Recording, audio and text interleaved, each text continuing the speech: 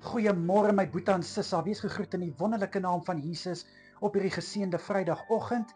Ek hoop julle het elkeen lekker geslaap en dat julle sommer net reg is om hierdie lang naweek te betree. Wel, ek weet meeste van ons het 'n lang naweek. Van die ander het nou ongelukkig nie 'n lang naweek nie, maar weet net, die Here sien wat jy doen en hy is trots op jou. En hy sê, wel gedaan, goeie en getroue dienaar.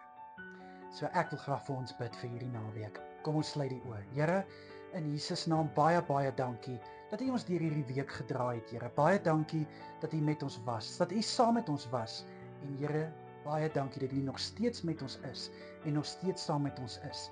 Dankie vir alles wat ons kon doen, vir alles wat ons kon uitrig in die wonderlike naam van Jesus Christus. Vader, vir hierdie lang naweek bid ek. Liewe Here, ek vra dat U asseblief vir elke een sal seën met goeie rus. Ek bid, Here, vou hulle toe in die arms van rus. Ek bid, liewe Vader, dat hulle sal kan ontspan van na hierdie week. Vader, mag hulle kan afskakel van hierdie week se arbeid. Ek bid, liewe Here, dat hulle genoeg tyd sal hê om saam met hulle geliefdes te spandeer. Liewe Here, dat hulle genoeg tyd sal hê om daaraan te kan spandeer waarvoor hulle nie altyd tyd kry nie. Versterk en verfris elke boetie en sissa hierdie lang naweek asseblief, Here. Vader, ek bid vir Sondag se dienste. Ek bid dat die woord wat bedien word, Vader, dat die prediker gesalf sal wees. Ek vra in Jesus naam dat hierdie woord op vrugbare grond sal val. Mag hierdie woord harte aanraak. Mag hierdie woord lewens verander.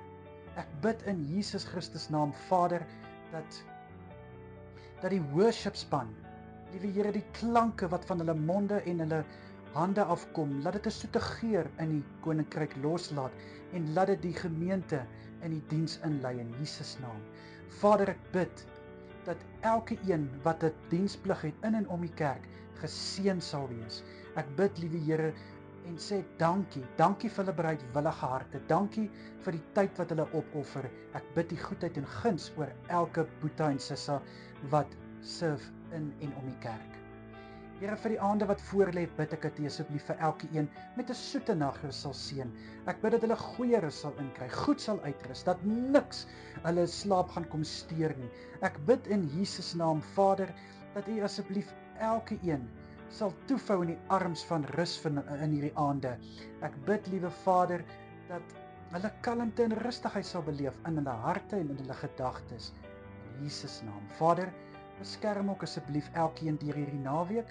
Hou asseblief elkeen veilig in die aande en ek vra, liewe Here, om waak te hou oor elke auditorium waar 'n diens in die naam van Jesus gaan plaasvind Sondag.